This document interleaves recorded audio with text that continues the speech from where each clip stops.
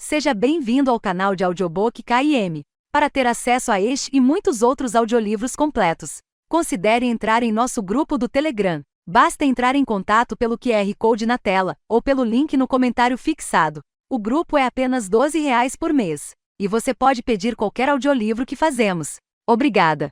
O canal Audiobook KM agradece sua preferência. Esse audiolivro pode conter erros de pronúncia. Livro: O Canto do Pássaro Selvagem.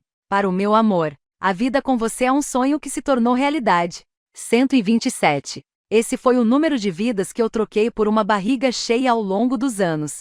Naquele dia seria a vida número 128. Eu estava enfurnada na alcova escura do beco desde o meio-dia, e o fedor de mijo e lixo podre fazia meus olhos lacrimejarem.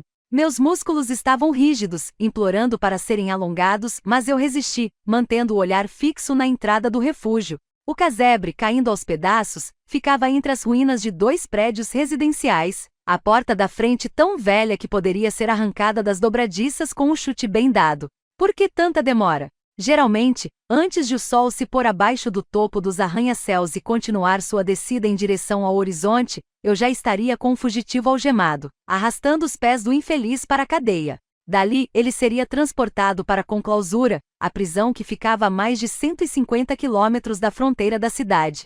Lá, ele esperaria por seu destino, morte pelas mãos dos cidadãos de Dividium. Porém, embora o informante de Agui tivesse dito que o fugitivo sairia do refúgio antes do anoitecer, ainda não havia nem sinal dele e àquela hora da noite, o baixo setor estava bastante movimentado.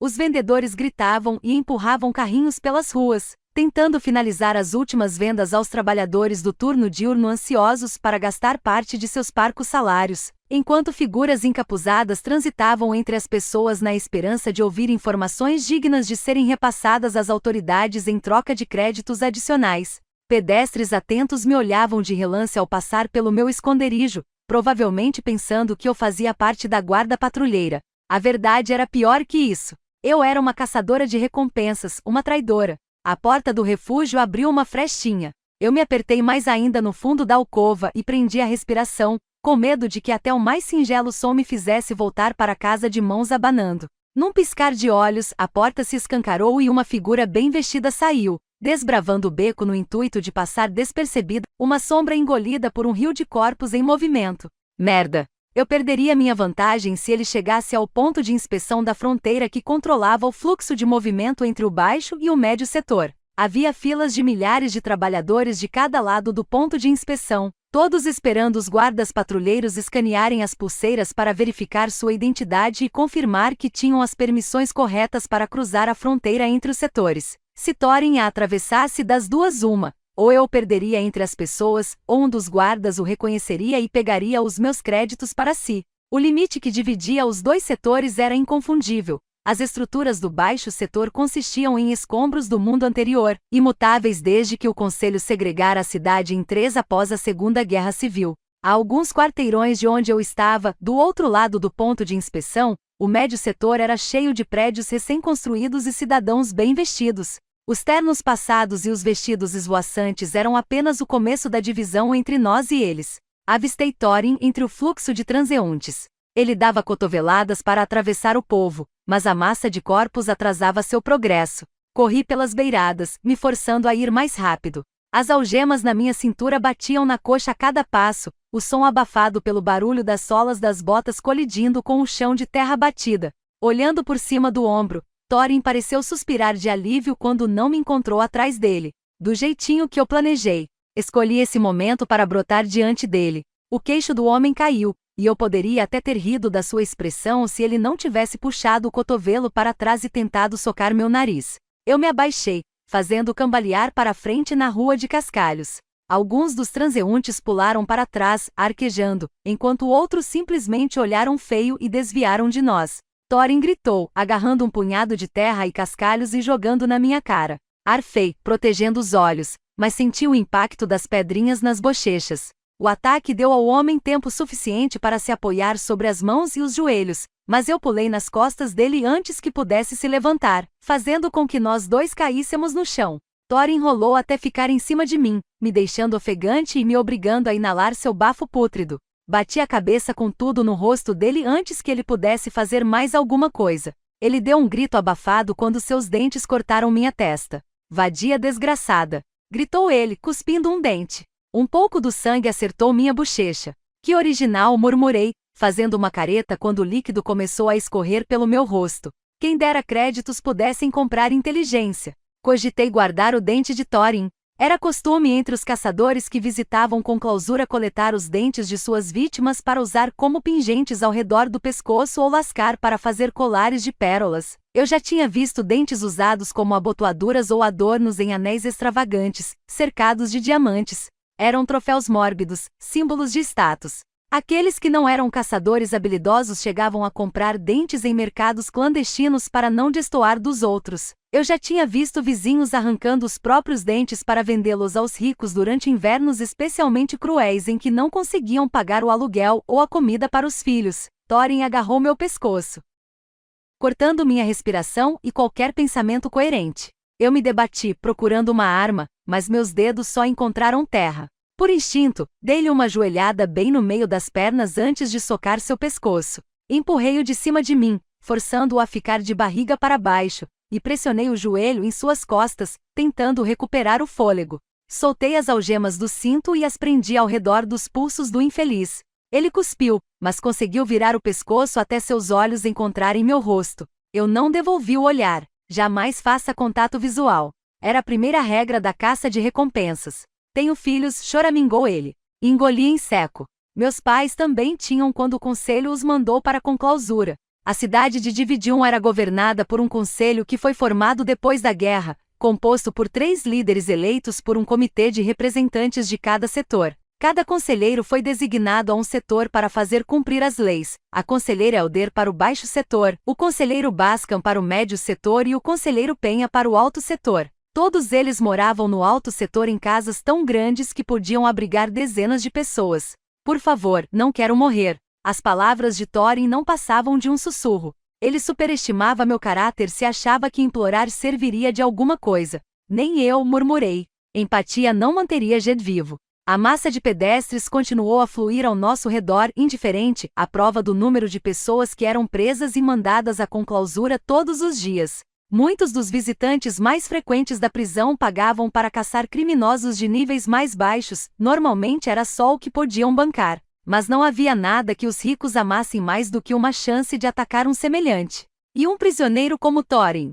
Os caçadores do alto setor adorariam ter uma chance com ele. Meu coração tinha quase parado quando conferi a base de dados de criminosos naquela manhã, usando um dispositivo antigo de segunda mão que eu juntara créditos para comprar alguns anos antes. Um anúncio apareceu, me convidando a visitar a sede da experiência com clausura do baixo setor para discutir a compra de um plano de caçada acessível com um combo de refeições e acomodação de 2 noites em um campo nos arredores da propriedade prisional. Agende sua visita e ganhe um ensaio de fotos e uma melhoria gratuita de armas.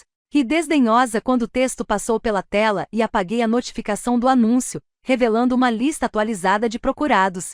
Do lado de uma foto granulada de Thorin, a recompensa por sua captura indicava 10.000 créditos. Era a recompensa mais alta que eu já tinha visto para um criminoso, e a cadeia lucraria pelo menos o dobro disso com a venda de sua vida a um caçador. Nunca tive os fundos nem o desejo de participar de uma caçada, embora já tivesse mandado tanta gente para a prisão que me responsabilizava pela sentença de morte de muitas pessoas. Eu acreditava que a caçada era um vício, como apostas e bebidas. Dava às pessoas um senso de poder, uma percepção de controle em uma sociedade que nos reprimia com regras inflexíveis.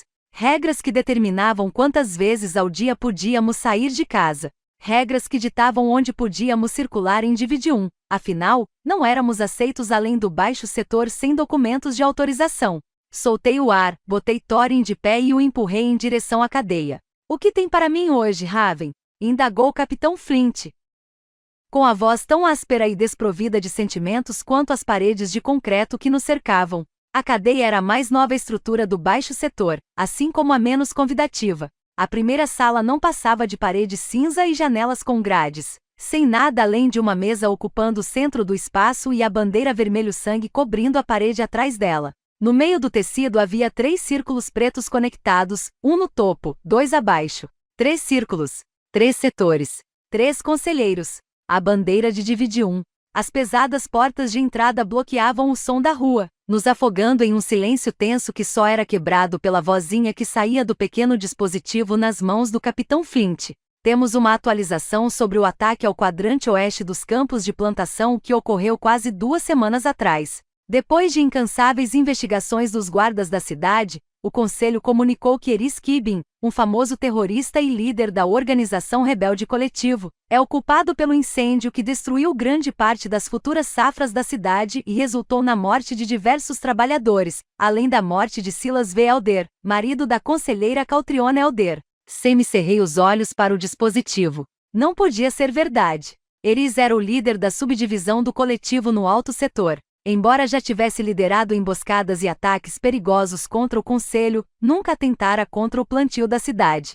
Causar danos às safras não surtiria efeito no inimigo, era o baixo setor que sofreria as consequências. A responsabilidade do Coletivo pela morte do marido da conselheira Elder acarretaria mais patrulhas e prisões no baixo setor, fossem merecidas ou não. A guarda segue investigando o que Elder estava fazendo além do muro da fronteira de Dividium, mas a principal teoria é um plano de sequestro e execução meticulosamente criado pelo Coletivo. Eris Kibin continua foragido. O noticiário acabou e deu lugar a um comercial de uma joalheria do médio setor especializada em transformar dentes coletados em conclausura em braceletes. Flint curvou seu corpo bulboso sobre o aparelho, sem desviar a atenção da tela nem por um instante, nem mesmo quando empurrei Thorin para a frente. Thorin arrastara os pés na curta caminhada até a cadeia, só se dando por vencido quando peguei a adaga e ameacei remover o membro favorito dele. Depois disso, começou a ir quase mais rápido que eu.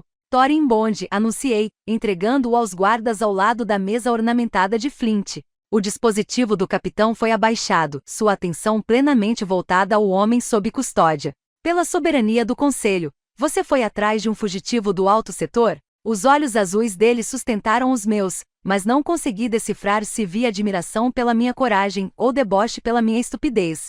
Flint, tem 10.000 créditos em jogo aqui. Ele analisou um pedaço de pergaminho, procurando o nome de Thorin. O que foi que ele fez? A esposa dele teve um caso no ano passado. Quando Thorin a flagrou, denunciou o amante aos guardas, dizendo que ele tinha roubado um relógio valioso. O homem foi mandado para a conclausura e morreu lá. E então, algumas semanas atrás, a esposa de Thorin encontrou o relógio escondido no escritório dele e denunciou o marido. Flint soltou um assovio. Que escândalo! A vadia armou para mim, rosnou Thorin, mas logo se calou quando os guardas puxaram seus braços. Franzi os lábios me dirigindo a Flint, mas falando em alto e bom tom para Thorin ouvir. Mesmo que fosse inocente, não acha que ver crianças morrendo de fome enquanto ele tem mais comida do que jamais poderia comer é um crime grave o suficiente? Talvez isso não fosse justo. Talvez eu estivesse um tanto ressentida por Thorin ter nascido em uma família que não sabia nada sobre as dificuldades pelas quais a maioria de nós passava para sobreviver. Mas a comida não era a única coisa que distinguia o baixo setor do alto. No meu setor, ir preso era fácil como respirar. Já no alto, a maioria dos cidadãos só levava um tapinha na mão por qualquer coisa menor que um crime horrendo. E o que Thorin havia feito era praticamente assassinato. Flint grunhiu, não querendo dizer qualquer coisa negativa sobre o alto setor quando um espião do conselho podia muito bem estar nos escutando. Os guardas desapareceram com Thorin por uma porta. Ele ficaria em uma cela temporária até que o próximo transporte à conclausura estivesse pronto. Flint sacudiu a cabeça para mim antes de pegar seu dispositivo e digitar uma senha de acesso ao sistema de recompensas. O dia está fraco. Você é a primeira a vir aqui. Ele clicou no botão final e minha pulseira vibrou. Quando virei o visor e vi os créditos na telinha aumentando, o alívio inundou meu corpo em resposta. Eu já estava nos meus últimos 50 créditos, o que tinha sobrado de uma recompensa que conseguirá um mês antes, às custas de uma mulher chamada Perry. Havia diversas operações ilegais correndo soltas no baixo setor, mas a de Perry fora a mais lucrativa, principalmente porque se alimentava do desespero. A mulher vendia medicamentos falsos, antibióticos que não tratavam infecção, imitações de remédios para o coração, um pouco de tudo. A guia ouvirá rumores de que a prisão de Perry não tinha ajudado muito a botar um fim no negócio, e eu ainda estava tentando descobrir quem eram os demais envolvidos. Semi-cerrei os olhos para a tela no meu pulso quando o valor parou em um número ligeiramente mais alto que 8.000. Encarei Flint. 8? Era para ser 10.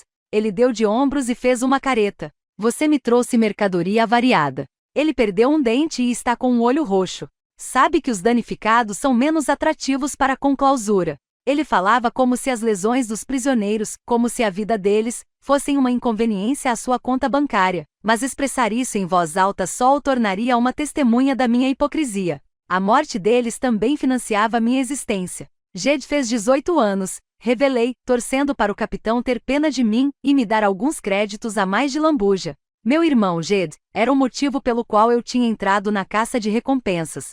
Ele dependia de mim, e eu faria qualquer coisa para mantê-lo alimentado. Mas já, Flint assoviou saindo do sistema de recompensas e acabando com as minhas chances de ganhar mais créditos. Eu me lembro do dia em que você entrou aqui pela primeira vez. Jed tinha 11 anos na época e eu 16. A cadeia parecerá apavorante para meus olhos inocentes. Paredes de cimento e guardas brutamontes que gritavam para as grades trancadas quando os presos ficavam alvoroçados lá dentro. O capitão Flint tinha imprimido para mim uma lista de fugitivos sem pestanejar. Saí da escola no dia seguinte e comecei a procurar meu primeiro alvo. Entretanto, apesar de todos os defeitos de Flint, eu estava em dívida com ele. Sem sua ajuda, Jed e eu teríamos morrido de fome e na rua. Nunca teríamos conseguido créditos suficientes para pagar o aluguel do nosso apartamento decrépito. Ele cresceu rápido demais, falei sem muito ânimo. Era verdade.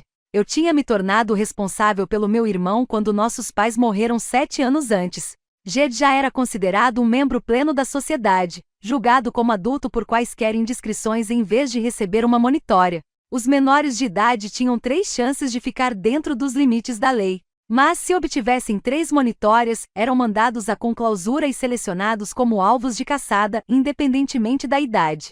A cada crime cometido por um menor, os guardas da cidade cortavam uma linha comprida e funda no ombro do jovem com um canivete comum. As cicatrizes nos permitiam saber quantas chances cada um ainda tinha. Pensativa, cocei as 2 marcas monitoriais entalhadas no meu ombro esquerdo, cicatrizes grossas e eternamente protuberantes. É melhor você ir. Flint fez um gesto de chispa na direção da porta, já entediado e pronto para voltar ao noticiário. Ele botou os pés com meia sobre a mesa. Que o conselho te guarde. Acenei para o capitão e passei pelos guardas de vigia na entrada da cadeia enquanto murmurava a resposta esperada. Que eles nos guiem à paz eterna. Manda aí uma caneca, Vern. Não antes de você ir ver a Guy, rosnou o proprietário do bar, limpando a bancada de madeira gasta com um pano oleoso. Ela tá lá no fundo com os outros. Não vejo por que eu não poderia falar com ela com uma caneca de cerveja na mão. Na verdade, a conversa seria até melhor com uma caneca de cerveja na mão, falei, acenando a pulseira na direção dele para mostrar a tela cheia de créditos. Chamar a bebida de cerveja era um exagero, um elogio na verdade, ao preparo caseiro que Vern produzia ilegalmente. O homem rechonchudo de cabelo espetado era dono da taverna no porão, conhecida como Taverna do Vern desde que todo mundo se entendia por gente. Era um homem ranzinza e de poucas palavras, mas, contanto que as pessoas pagassem as suas comandas e calassem a boca quando a patrulha passava, ele não dava a mínima para as atividades insidiosas em que a clientela se engajava debaixo do conforto de seu teto com goteira. Vern escaneou minha pulseira e enfiou uma caneca na minha mão, a cerveja caindo pelos lados e molhando minha pele. Agora vai lá para os fundos, mandou ele, redirecionando o olhar aguçado ao próximo cliente disposto a gastar. Levantei a caneca em um cumprimento debochado, mas parei, semicerrando os olhos, quando vi Jed descendo as escadas da taverna. Aos 18, meu irmão era feito de feições angulosas e membros magricelas, igualzinho ao nosso pai com seu cabelo loiro, olhos azuis arregalados e uma constelação de sardas que dançavam nas bochechas marfim. Embora eu fosse 5 anos mais velha, era comum que pensassem que eu era a irmã mais nova. Eu, por outro lado, tinha herdado os traços da nossa mãe, olhos cinza e cabelo castanho escuro comprido que caía em ondas até a metade das costas. A única característica que Jed e eu compartilhávamos era o tom de pele. O que você tá fazendo aqui? Disparei, agarrando meu irmão pelo cotovelo e o empurrando para um canto desocupado da taverna. Era para estar trabalhando. Já tá quase na hora do toque de recolher. Tô indo pra lá. Jed revirou os olhos, soltando o braço da minha mão. Eu precisava fazer uma parada rápida. Na taverna? Indaguei, arqueando uma sobrancelha. Pra quê? Olhei ao redor, mas ninguém parecia estar prestando muita atenção. Jed tentou passar por mim, mas eu estendi o braço, bloqueando sua passagem. Você sabe por que estou aqui? Raven sussurrou ele, assentindo na direção da área privada para reuniões. Já tenho 18 anos. Posso começar a iniciação. De jeito nenhum, respondi, fervilhando de raiva e me esforçando para manter a voz baixa. Você não vai se meter com eles. Não é seguro. O pânico agarrou meu peito quando imaginei sendo pego e mandado à conclausura. Eu conseguirá trazer nós dois até ali com um mínimo de contato com o coletivo, mas era óbvio que meu irmão ia querer seguir os passos dos nossos pais e se juntar ao grupo rebelde. Não preciso que você me proteja. A voz de Jed saiu trêmula, e ele cerrou as mãos na lateral do corpo. Preciso que pare de me usar como desculpa para prender pessoas. Tem outras formas de pagar o aluguel. Jed, a cada pessoa que entrega, você se alinha ao conselho. Toma o lado deles. Não é melhor que os caçadores que se divertem enfiando uma bala na cabeça de um prisioneiro. Fechei a boca, sentindo as palavras me cortarem como 1000 cacos de vidro. Eu sabia que ele não aprovava meu trabalho, mas era uma coisa que a gente quase nunca discutia. Assim como o tópico dos nossos pais. Não existe outro lado, sussurrei, a voz áspera. Só existe o lado do conselho ou a morte. Agora está até falando igualzinho a eles. Você nem está disposta a tentar outro caminho. Se eu não tivesse levado uma monitória no seu lugar, talvez tivesse a opção de tentar outra coisa, sibilei. Assim que as palavras saíram da minha boca, desejei engoli-las de volta. Era verdade que eu tinha recebido uma monitória por Jed, e que ter duas me impossibilitava de ser contratada nas fábricas, mas isso não era culpa dele. Era minha. E eu faria tudo de novo em um piscar de olhos. Tiraria toda a dor dele, se pudesse. Jed me encarou por um momento, os lábios apertados em uma linha fina. Depois deu meia volta e seguiu para a porta. Aonde você tá indo? Questionei, afastando uma mecha de cabelo da bochecha quente. Trabalhar. Não consigo olhar para você agora. Jed saiu pisando duro escada acima e deixou a taverna sem olhar para trás. Eu virei a caneca, afogando toda a discussão com um líquido azedo. Enchendo a cara para aguentar a própria consciência, Thorne. Grunhi, e quando levantei o rosto, vi o filho de Agi Graylin apoiado no bar. O cabelo castanho com mechas douradas estava formando cachos nas pontas por causa da umidade do salão, e ele girava uma adaga entre os dedos. Babaca insolente. Houve uma época em que minha mãe e Agi sussurravam por trás das mãos e trocavam olhares conspiratórios quando viam como Gray me provocava e como eu corava em resposta. E então veio um beijo roubado, uma semana depois do meu aniversário de 16 anos. O calor pegajoso do verão se tornará uma brisa gelada deliciosa enquanto assistíamos ao pôr do sol do terraço do meu prédio. Gray tinha transformado o espaço escasso de concreto com um cobertor e com os cotocos de velas artesanais que sua mãe fazia, o brilho leve suavizando suas feições à medida que o céu ia de azul a um cor-de-rosa alaranjado, até se tornar um preto aveludado cheio de estrelas cintilantes. Gray se aproximara, os olhos esmeralda firmes nos meus enquanto segurava meu queixo. Soltei um suspiro trêmulo e... Quando ele encurtou a distância entre nós dois, nossos lábios se tocaram conforme cruzávamos o limite entre amizade e algo novo. No dia seguinte, meus pais foram presos. Alguns dias depois, eles estavam mortos e eu me tornei uma caçadora de recompensas para cuidar de Jed, uma escolha pela qual Gray nunca havia me perdoado. Se todos cuidarmos uns dos outros, talvez consigamos sobreviver. É assim que eles ganham Raven quando só cuidamos do nosso próprio umbigo. As palavras dele começaram brandas, uma proposta. Só que quando viu que algo tinha mudado em mim, que eu faria o que fosse preciso para garantir a sobrevivência do meu irmão, e somente a dele, Gray ficou frio e distante. Era como se não me conhecesse mais, e eu não conhecesse também. Como se todos os anos tivessem evaporado diante dos armários vazios e do aluguel atrasado. Sacudi a cabeça para afugentar a lembrança. Talvez encher a cara seja a única forma de suportar sua companhia. Gray gargalhou, abrindo um sorriso que não alcançou seus olhos verdes. Aonde Jed foi? Desviei o olhar de qualquer que fosse a emoção nadando nos olhos dele, alguma combinação de tristeza e nojo, para examinar as pequenas cicatrizes que pontilhavam a pele bronzeada de suas bochechas e mãos. Algumas tinham desvanecido, como o longo corte na têmpora esquerda de quando ele caiu no buraco do nosso forte improvisado em uma fábrica abandonada, aos 12 anos. Outras eram tão novas que provavelmente as adquirira por causa de seu envolvimento com as missões do coletivo. Ele era alto como Jed, embora ninguém fosse descrevê-lo como magricela. Ele preenchia tanto a camisa velha que eu não precisava nem imaginar os músculos rígidos embaixo dela. Fica longe dele, Gray. Bati a caneca no bar e acenei a pulseira para Vern, pegando a cerveja que ele estava levando a outro cliente. Quando o dono da taverna me xingou, Dei uma piscadinha e atravessei o lugar até chegar à porta que levava à sala dos fundos com Gray em meu encalço. Et morreu na última caça. As palavras de Opal me alcançaram assim que passei pela porta, meus olhos se ajustando até eu ver que a mulher estava falando com a esposa de Agui, Loria. Precisamos mandar um substituto, se quisermos manter qualquer esperança de tirar Kit de lá. De preferência alguém com experiência em combate para atravessar os desertos com vida. Além das condições árduas, tivemos relatos de saqueadores roubando viajantes, às vezes até os raptando. Franzi o senho. Tentar viajar pelos desertos era uma sentença de morte tão certa quanto a pena em conclausura. Loria voltou os olhos para mim, levantando a mão para interromper Opal. Veio beber para esquecer dos problemas? Questionou Agui no silêncio que se seguiu. Qual era a obsessão daquela família com minha ingestão de cerveja? Agui estava sentada na ponta de uma mesa comprida, fumando um cachimbo de argila. Loria estava à direta dela, com os braços cruzados sobre o peito. Ela apertou os olhos para mim. A maioria da outra dúzia de cadeiras ao redor da mesa estava ocupada por pessoas de diferentes idades, tirando a cadeira à esquerda de Agui e a da ponta oposta da mesa, que Gray prontamente tomou. Uma coleção de velas iluminava a sala, pintando cada rosto com um brilho laranja. Exceto pelas fábricas que funcionavam dia e noite, nosso setor dependia de velas e lamparinas a óleo após o toque de recolher, pois a eletricidade era cortada durante a noite.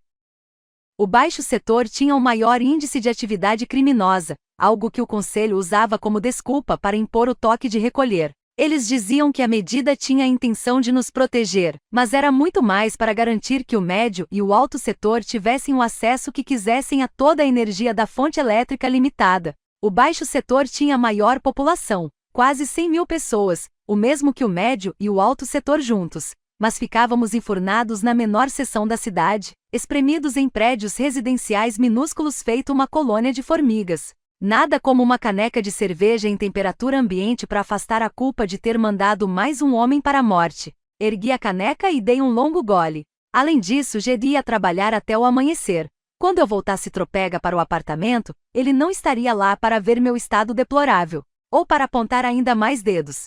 Quando meu irmão fez 18 anos, foi forçado a assumir um turno de madrugada na estação de tratamento de água. A posição pagava menos que uma merreca, mas era tudo o que havia disponível, e ele não tinha escolha até outra vaga surgir em algum canto. Ele mereceu, querida, veio a resposta mansa de Agui enquanto ela ajeitava as mechas grisalhas que tinham escapado da trança. Seu rosto bronzeado e cheio de rugas se abriu em um sorriso. Ela já sabia que eu tinha entregado Thorin, tinha informantes por toda parte. Venha se sentar conosco. Fiz o que ela pediu, assentindo para os demais membros do coletivo ao me sentar e tirar do bolso um pergaminho dobrado, que deslizei sobre a mesa para Agui. Aqui sussurrei para que os demais não pudessem ouvir. Tasha Vanil, mãe solo. Ela ficou desabrigada quando o prédio onde morava desabou no ano passado. Vem sendo procurada pelo roubo de algumas barras de mantimentos do mercado. Eu a encontrei fuçando lixeiras no beco atrás da estação onde Jed trabalha. Eu e Agui tínhamos um acordo, em troca de informações sobre o paradeiro de fugitivos que haviam cometido crimes sérios. Eu a ajudava a rastrear as pessoas que não mereciam ser presas,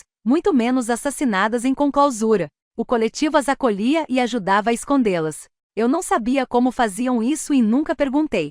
Agui assentiu em gratidão, enfiando o papel no chale e falou baixinho. Vamos dar um jeito. Mas e aí? A que devemos a honra da sua companhia hoje? Indagou Gray da outra ponta da mesa. Resolveu deixar o lado sombrio para se juntar a nós oficialmente? Vai sonhando. Eu me reclinei na cadeira, coloquei as botas em cima da mesa e observei os pedaços de lama seca caírem sobre a madeira arranhada.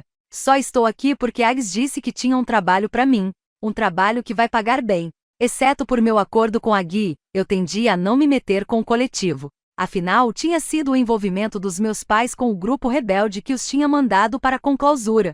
E minha língua solta. Mas Agui tinha sido a melhor amiga da minha mãe, uma presença fixa na minha vida. Com o pagamento que oferecia e a recompensa que eu havia recebido por entregar Thorin, talvez eu tivesse créditos suficientes para encher a despensa e subornar o supervisor da estação de água para transferir Jed para o turno diurno. É claro, acusou Gray, como se tivesse lido meus pensamentos. Créditos são a única coisa que importa para você. Seus pais ficariam. Graelyn repreendeu Agui como se o filho ainda fosse criança e não um homem de 25 anos. Meu rosto ficou quente à menção dos meus pais, mas eu não mordi a isca. Que mentira mais deslavada! Virei a caneca, dando mais um gole grande antes de batê-la na mesa. Eu também me importo muito comigo mesma, Gray. Ele fez menção de se levantar, mas parou quando a mãe ergueu a mão. Basta, disse ela dando uma tragada no cachimbo. Já existe violência suficiente no mundo para durar 10 vidas. Não vou tolerar mais aqui. A fumaça escapou em filetes dos lábios dela enquanto falava, me envolvendo no cheiro floral e adocicado das folhas chamejantes de raiz ferrosa que ela fumava para conter a dor nas juntas. Graylin aqueceu e fechou a boca, mas isso não o impediu de olhar feio na minha direção. Falando em violência, passei o olhar pela mesa, reparando que um rosto estava ausente. Não era para Iris estar aqui hoje? Os líderes das outras subdivisões vez ou outra participavam das reuniões do baixo setor para se manterem a par das notícias que não confiavam a mensageiros. Acha mesmo que ele estaria aqui depois do noticiário de hoje? As palavras de Gray saíram pesadas com condescendência. Então é verdade? Eu nutrira a esperança de que fosse outra pessoa, de que Iris não tivesse chegado ao ponto de destruir comida. É verdade a parte de que a plantação foi queimada, falou a Guy, os lábios curvados para baixo nos cantos. Mas não conseguimos entrar em contato com ele para confirmar o suposto envolvimento. Alguns membros do coletivo acreditam que foi o conselho quem deu a ordem do incêndio. Meu queixo caiu. O conselho? Mas por quê? Para incriminar o coletivo, óbvio, respondeu Gray. A opinião pública sobre nós mudou nos últimos meses, intercedeu Loria. A nosso favor, os recrutas no programa liderado por Gray conseguiram distribuir dezenas de mantimentos adicionais e fizeram questão de avisar que cada um vinha do coletivo. O grupo de Zael e Opal reformou uma das fábricas abandonadas para colocar um teto sobre a cabeça de novas famílias. Os cidadãos passaram a nos atrelar a ideias de segurança e proteção. Sacudi a cabeça. Uma coisa é o conselho querer voltar para as boas graças do povo, mas destruir comida é outra história. Já estamos passando fome. E Silas Elder morreu naquele incêndio. Por que eles permitiriam que isso acontecesse? Não sabemos se o conselho de fato está por trás do incêndio, insistiu Opal. É apenas uma teoria. Eles prefeririam que morrêssemos de fome a pensar que poderíamos sobreviver sem sua soberania, rebateu Gray. E nada poderia fazer as pessoas nos odiarem mais do que acreditar que destruímos a comida. Justo, mas isso ainda não respondia à minha pergunta sobre Silas Elder. Voltamos a discutir isso depois, interrompeu Loria, lançando um olhar firme na minha direção antes que eu pudesse fazer mais alguma pergunta. A Guy já tinha falado demais na minha presença para o gosto da esposa, ainda mais considerando que eu sempre tinha me recusado a me juntar à causa. Qual é o trabalho, Ags? Indaguei, mudando de assunto e cortando a tensão no ar. Ela tossiu, entrando em uma crise até Loria se inclinar para a frente e lhe dar um tapa nas costas. Quando se recuperou, a mulher deu um gole da caneca diante de si e segurou a mão da esposa antes de falar. Preciso que você intercepte as comunicações da conselheira Elder, sobretudo as cartas que ela tem enviado para um contato em conclausura. Por um momento. O único som no cômodo veio de Graylin esfaqueando a mesa com a adaga repetidas vezes. Dei risada. Perdeu o juízo? Eu me afastei da mesa e fiquei de pé. A única coisa que eu queria mais do que créditos era que o conselho nunca soubesse da minha existência. Me mandariam direto para a conclausura. Só se te pegarem, respondeu a Guy. A conselheira Elder não compartilhou informações sensíveis com nenhum dos nossos agentes que adentraram seu círculo interno. Ela sabe guardar segredos, mas manda mensagens frequentes a alguém em conclausura. E todas as comunicações escritas são enviadas no transporte diário com os novos enclausurados. Então você só precisa encontrar uma maneira de pegar a carta dela no veículo. Por que ela manda comunicações escritas? Franzi o senho, a pergunta escapulindo contra minha vontade. Por que não manda mensagens codificadas pelo dispositivo? Gray sorriu. Um dos nossos recrutas no círculo interno de Elder conseguiu hackear a plataforma secreta de mensagens do Conselho. Não conseguiu ver muita coisa antes de ser barrado pelo sistema, mas Elder tem se comunicado com conclausura por cartas desde então, enquanto a equipe fortalece a segurança. Sacudi a cabeça. Isso era. Eu não havia me dado conta de que o coletivo tinha conexões tão importantes. Ainda assim, não havia a menor chance de botar o meu na reta com um plano tão arriscado. É importante, Raven, falou a Guy baixinho, como se lesse meus pensamentos. Minha fonte na Colônia do Norte disse que a conselheira Elder tem estado em contato com os líderes deles, insistindo para que permitam que ela e sua equipe visitem o local. Por quê? Repeti, minha racionalidade mitigada pela curiosidade.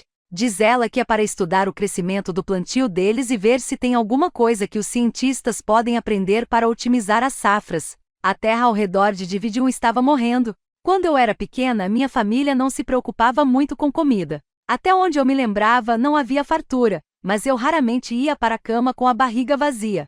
Só que já fazia 10 anos que algo tinha mudado. O solo se revoltara, algum efeito colateral adormecido da radiação que a terra receberá durante a guerra. Atualmente as safras relutavam a crescer, a despeito das tentativas dos cientistas e fazendeiros mais experientes de driblar o solo infectado. À medida que a comida se tornava mais escassa, os preços disparavam e nós chegávamos mais perto da fome extrema. E você não acha que é isso que ela quer da colônia do norte? Questionei, remoendo as palavras de Agui. Ela fez que não, mas foi Loria quem falou. Se ela se importasse tanto assim em não nos deixar morrer de fome, regularia o desperdício e o consumo excessivo que crescem desenfreados no alto setor e pagaria salários justos ao nosso povo. Teríamos o bastante se tudo fosse distribuído corretamente. Eu não sabia o quanto disso era verdade, mas não havia por que discutir com Loria. Mas o que mais ela poderia querer com eles? Questionei. É o que estamos tentando descobrir, falou Agui. Balancei a cabeça.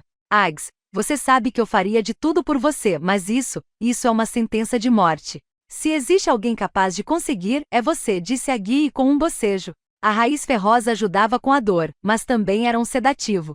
Ela não aguentaria muito mais. Fiquei em silêncio por um momento, pensativa. Impeçam G de se juntar ao coletivo e eu considero a proposta. A conversa abafada entre os outros membros cessou. Gray deu uma gargalhada sem humor e abriu a boca para falar, mas Loria o fulminou com os olhos e ele se calou. Raven disse a Guy balançando a cabeça. Ele é adulto. Você não pode protegê-lo para sempre. Jed precisa tomar as próprias decisões. É a única oferta que você pode me fazer. Isso e os créditos. Raven começou a Guy, mas suas pálpebras já estavam pesadas. Precisamos de um tempo, interrompeu Loria, assentindo na minha direção.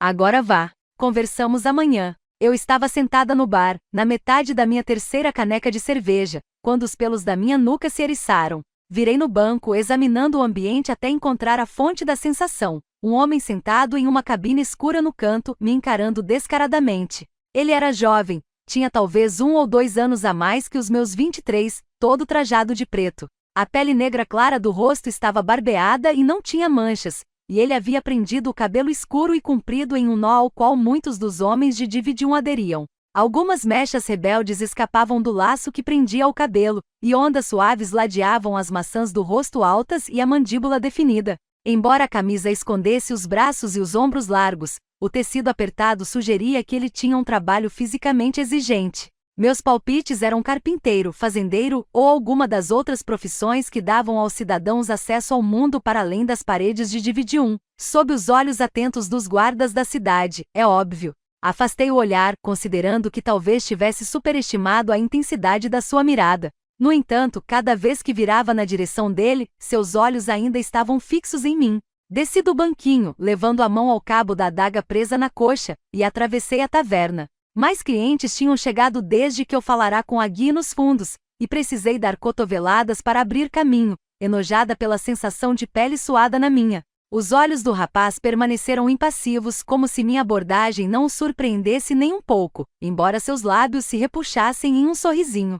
Isso só me deixou mais desconfiada. Dei um último passo e me sentei à mesa com ele, tão próxima do homem que nossos ombros se tocaram, e então ergui a adaga para que ele visse a ponta afiada. Abri a boca, mas um grito irrompeu pelo espaço antes que eu pudesse falar. Apaguem as luzes. A patrulha está a 60 segundos daqui. Em poucos instantes as lamparinas foram apagadas, lançando a taverna na escuridão. Os grupos de clientes arruaceiros se calaram, e a artista cansada tocando o violão interrompeu sua música no meio de um acorde. Instalada na cabine velha e surpreendida pela repentina perda de visão, pressionei a adaga com firmeza no homem ao meu lado. Ele soltou uma risada baixa e grave que arrepiou meus braços, mas não disse nada. Seu hálito quente preencheu o ar ao meu redor, forte com o perfume de folhas de hortelã e hidromel. Do lado de fora, as botas dos guardas patrulheiros pisotearam o chão de cascalho, a luz de suas lanternas passando pelas janelas sobre nossa cabeça e formando sombras dançantes nas paredes do porão. E então, com a mesma rapidez com que vieram, eles foram embora. Os funcionários iluminaram o estabelecimento de novo, a musicista retomou sua melodia melancólica e o lugar restaurou seu estado costumeiro de caos barulhento. O que você quer? Perguntei ao sujeito. Ele passou os olhos pelo meu rosto lentamente, sem pressa, parando nos meus lábios por um segundo a mais que o necessário antes de fazer contato visual. Seus olhos eram como mel em brasa, contornados por cílios grossos. Isso, falou ele com um sorriso, mas de preferência sem sua adaga me cutucando. Isso?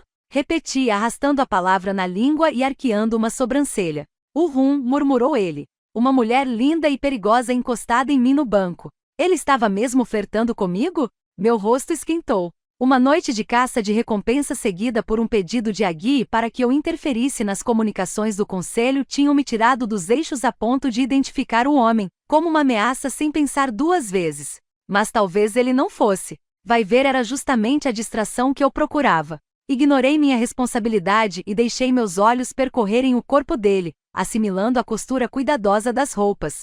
Pareciam novas, sem uma mancha sequer à vista. Não havia remendos cobrindo os cotovelos ou os joelhos gastos, e quando olhei para baixo da mesa, vi um par de botas impecáveis. Fazendeiro ele não era, então. Você não é daqui, adivinhei, semicerrando os olhos. Médio setor? O que está fazendo aqui? Eu ia encontrar alguém, mas ele não deu as caras, falou o homem, olhando ao redor da taverna. Conheço a maioria das pessoas que vêm aqui. Quem você está procurando? Ele me encarou com atenção por um momento, rolando os lábios como se ponderasse os méritos de me contar seus segredos. Eris Kibin. Eu me forcei a não reagir. É amigo seu? Preciso acertar algumas contas com ele. Ergui uma sobrancelha. Você arranjou dívidas com Eris? É mais tolo do que eu pensava. Você o conhece? Já ouvi falar. Ele está aqui? Questionou o homem mal respirando.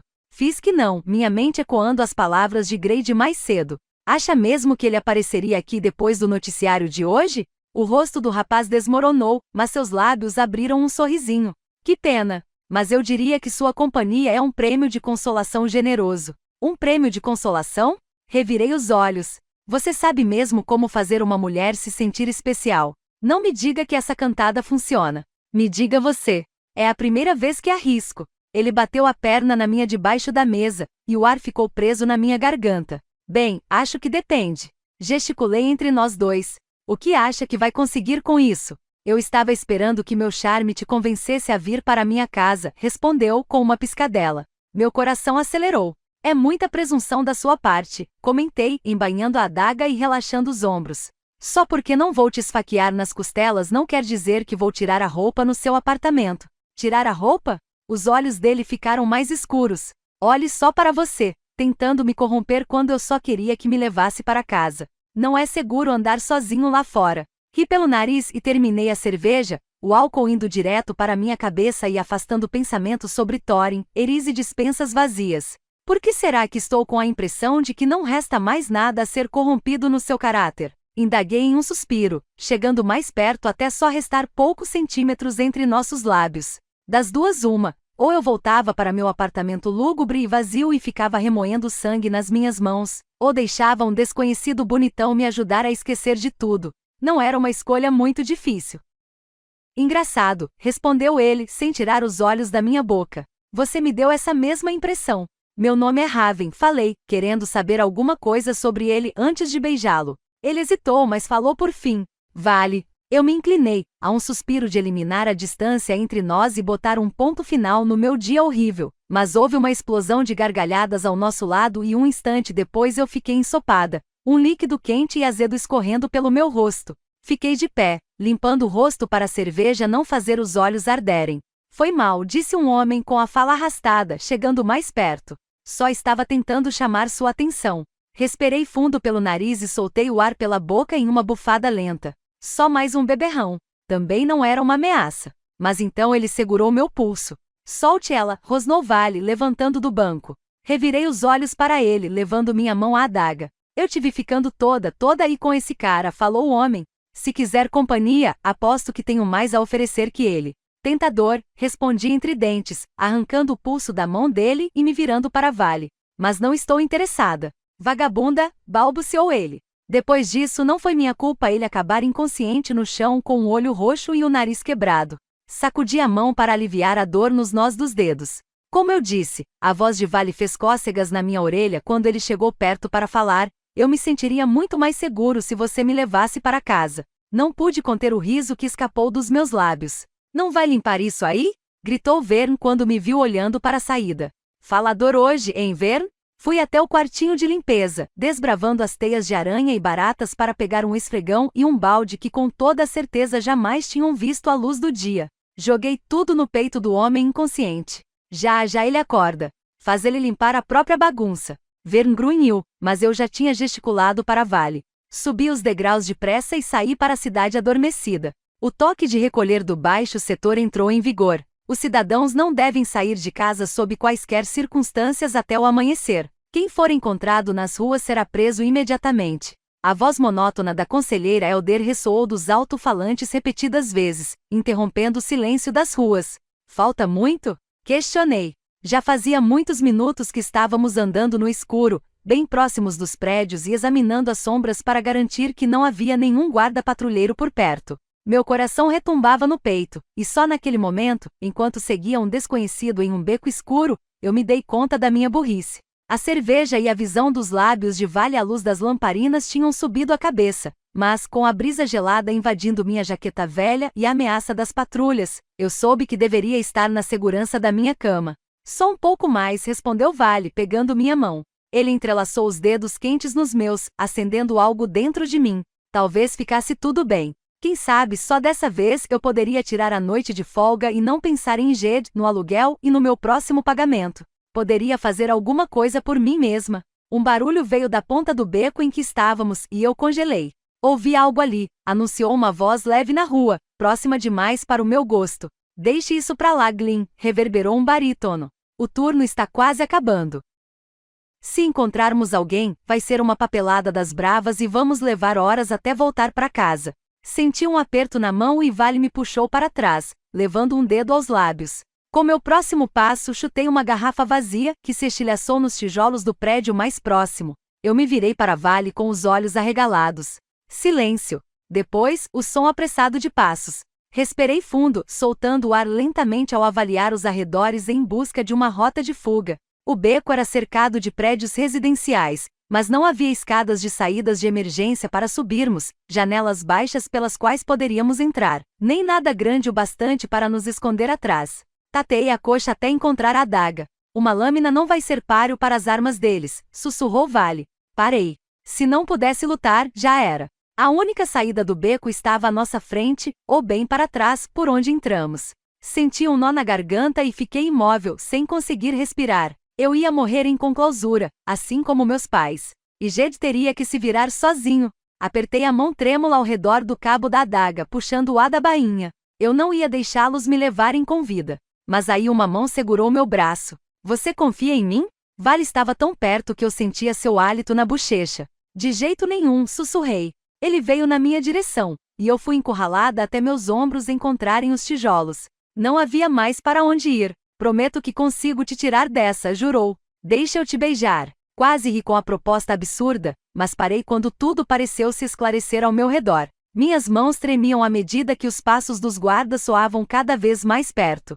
Respirei pelo que eu sabia que seriam as últimas vezes. Não havia para onde correr ou onde se esconder. Zero chance de sair com vida. Mas eu poderia viver meus últimos momentos com prazer em vez de medo. Embainhei a adaga novamente. Beleza. Se Vale ficou surpreso, não demonstrou. Suas mãos grandes desceram pelo meu pescoço até contornarem meu rosto, os polegares debaixo da minha mandíbula. Em seguida, ele me beijou. Vale grunhiu quando abri a boca para ele, e sua língua lambeu meus lábios antes de entrar na minha boca. Puxei-o para perto, meus batimentos acelerando enquanto eu passava as mãos por sua nuca e seu cabelo, até chegar ao laço que prendia os cachos suaves. Arranquei-o e enfiei os dedos em seu cabelo, apreciando os fios macios. Alguém falava no fundo, mas não consegui distinguir as palavras. A adrenalina preencheu minhas veias, o medo se misturando com o desejo conforme eu me perdia em Vale, beijando-o mais intensamente e inalando-o. Deslizei a mão por baixo da camisa, alisando os músculos de seu abdômen. Um calor se acumulou no meu ventre, e eu soltei um gemido baixo. Em resposta, ele mordeu meu lábio inferior. Cuidado, passarinha, grunhiu ele. Vai me fazer esquecer que não estamos sozinhos aqui. Eu já tinha me esquecido. Uma lanterna cortou a escuridão, me cegando por um momento. De frente para a parede e mãos para o alto. Não se mexa, sussurrou Vale, passando o polegar pelos meus lábios ainda abertos.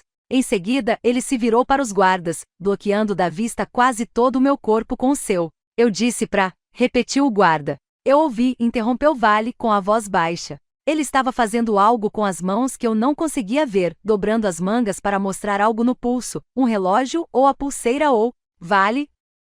É melhor obedecer, pedi usando seu corpo para esconder meus movimentos dos guardas enquanto libertava a adaga mais uma vez. Vão te machucar. Mas ambos os guardas tinham se calado e a lanterna saiu de cima de nós. Pedimos desculpas. Estão liberados. Congelei, sabendo que devia ter ouvido errado. Só que os dois guardas já tinham dado meia volta e saído praticamente correndo. Fiquei encarando as costas de Vale, embasbacada. A náusea revirou meu estômago quando percebi o que eu tinha feito. Quem tinha beijado? Porque só havia uma coisa que impediria alguém do baixo setor de ser preso após o toque de recolher. Só falei um minuto depois, quando os passos dos guardas tinham sumido e Vale finalmente se virou para me encarar. Você é um guarda. As palavras saíram trêmulas dos meus lábios, embora eu soubesse que estava certa. Vale não tinha demonstrado nem sombra de medo enquanto os homens corriam na nossa direção.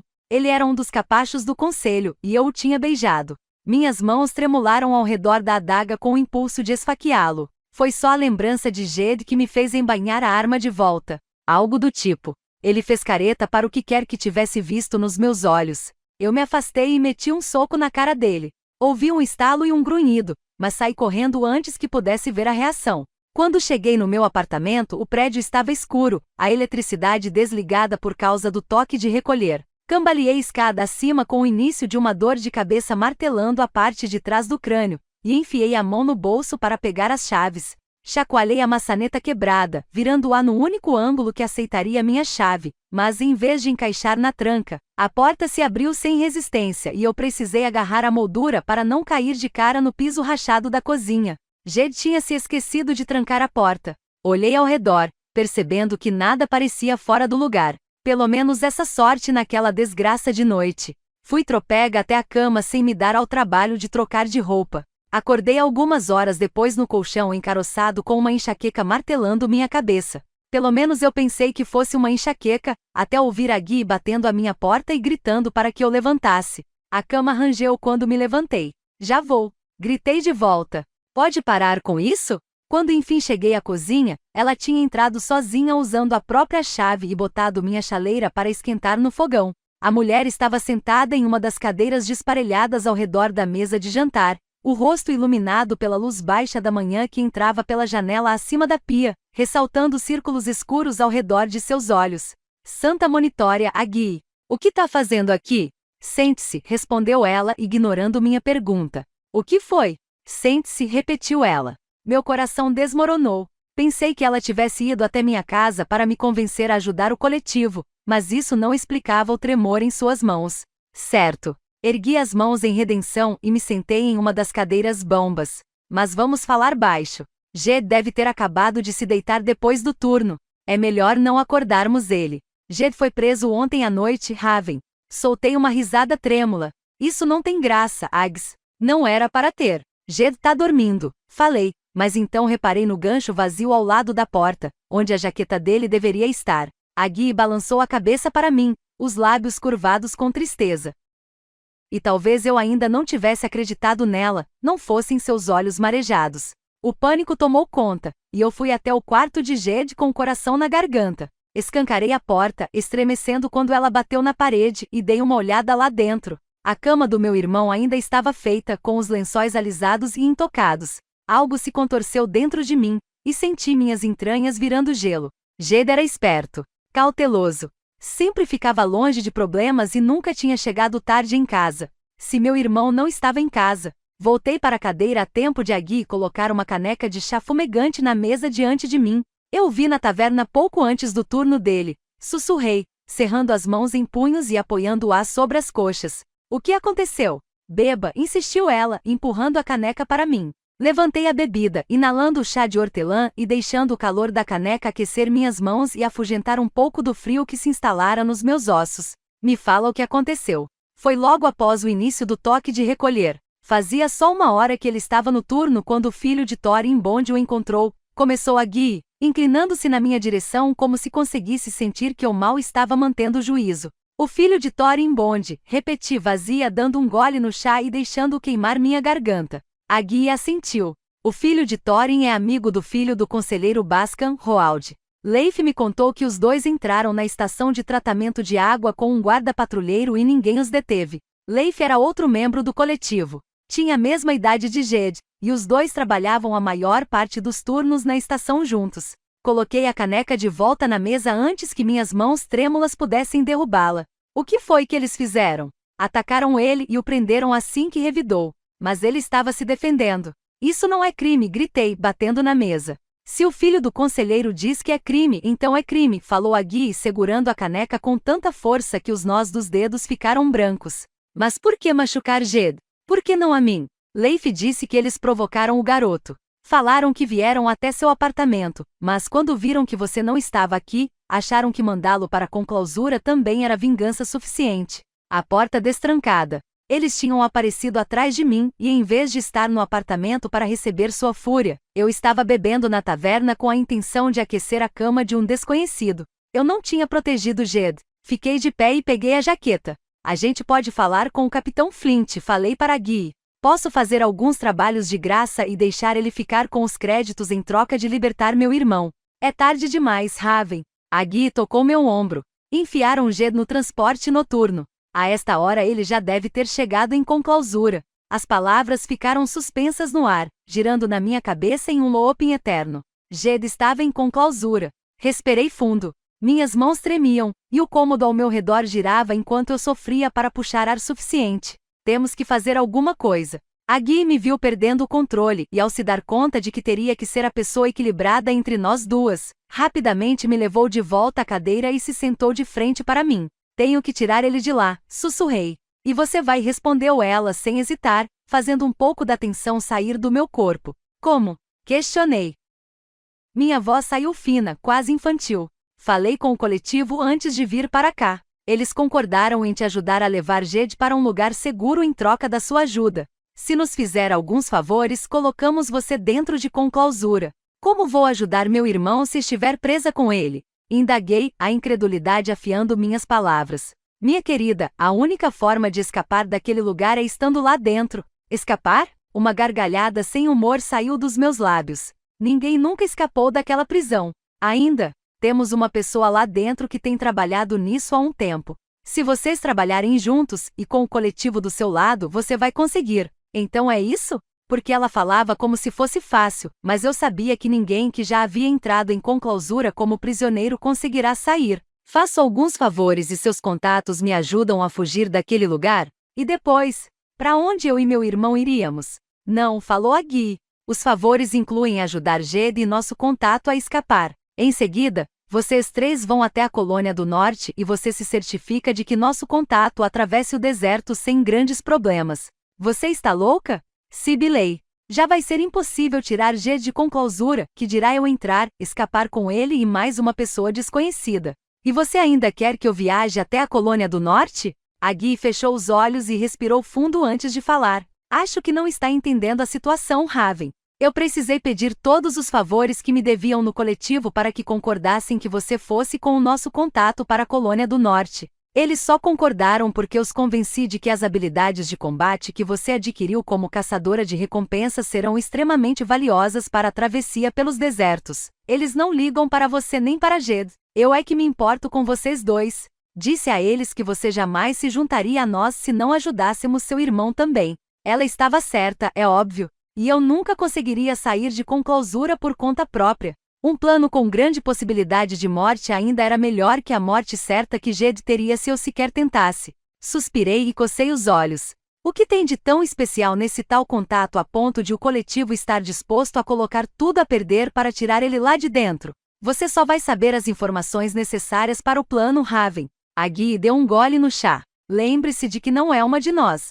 Justo. Como sabe que a pessoa ainda vai estar viva quando eu chegar lá? Ela pode acabar sendo assassinada na caçada a qualquer momento. Sim, pode, mas essa mulher ainda vai estar viva, assegurou a Guy. Foi escolhida algumas vezes, mas em geral tem sido boa em se manter fora das seleções da caçada. E temos pessoas infiltradas que intervêm de tempos em tempos. Levantei a mão para afagar o pingente ao redor do pescoço, um gesto impensado de conforto que repetira milhares de vezes desde que minha mãe tinha me dado o colar. Não entendo, falei por fim, quando consegui me acalmar um pouco. Por que está me pedindo para fazer isso se vocês têm pessoas lá dentro?